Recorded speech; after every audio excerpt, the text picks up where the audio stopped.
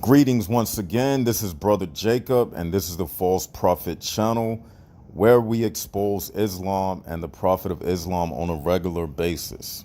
Now, what we have in front of you today is a hadith which proves without a shadow of a doubt that Islam is a sex exploitation, child abuse cult.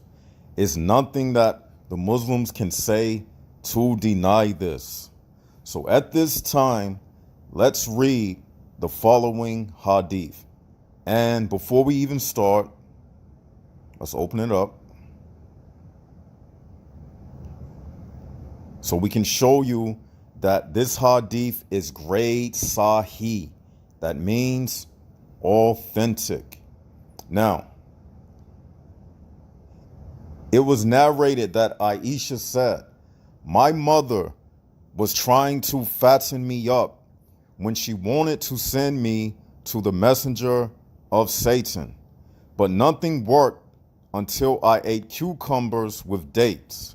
Then I grew plump, like the best kind of plump." Now, if that's not the most disgraceful, appalling, distasteful thing that you have ever heard in your life, then tell me what is. And if this is not child abuse and sexual exploitation of a minor, then what is? Now, mind you, for those who don't know, Aishara was 6 years old. Now, also, this was not during the pre-Islamic time. As you see, she even refers to him in the hadith as the messenger of Allah. So this was after Muhammad had the satanic visitation in the cave of Hira. So this was way after that. So Aishara's mother was a Muslim. So this is Muslim Islamic culture that we read to you. Fattening up her daughter for the illicit pedophilic appetite of Muhammad. Yes, he had a sexual appetite for children. And in this case, it was little 6-year-old Aishara. Now, this is child abuse to the 100th degree. And I'm going to tell you why. Number one, she was fattening up her daughter. So that's making her daughter obese at the benefit of some nasty pervert by the name of Muhammad. So the mother, if this was taking place during modern times, the mother would be arrested and Muhammad would be in prison right now. This is sex trafficking, this is child abuse, and this is sexual exploitation. Even to this day, in Arab countries, in some Muslim countries, and during the time that Muhammad lived, it was a practice amongst the Arabs to fatten up the women. Even to this day in Africa, in certain Muslim countries in Africa and certain Muslim countries in the Middle East, they have fat houses. And what that means is the women, they go on these eating binges where they would just eat. And we know that in the Bible, that's called obesity. Okay? But here you have Muhammad's mother of his bride making her daughter obese, feeding her daughter. But hold up.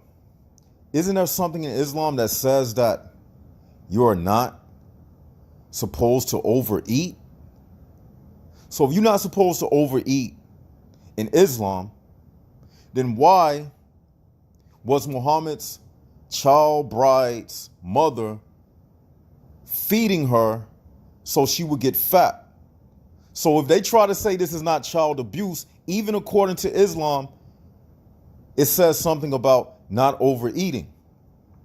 But this is exactly what Aisha's mother was doing, abusing her child to keep up with the Arab tradition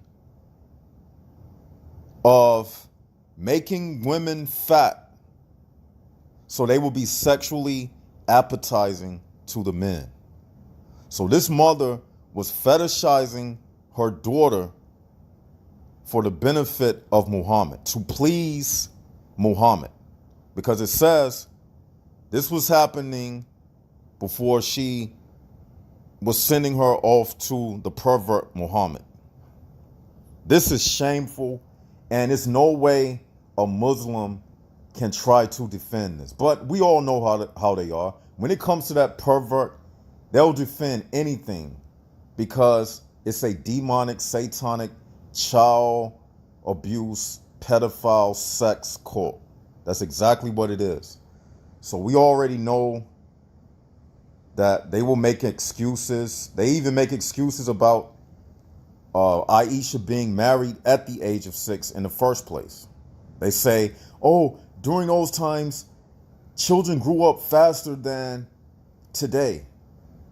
So according to Islam, during the 7th century, if a girl was 6 years old, she was an adult.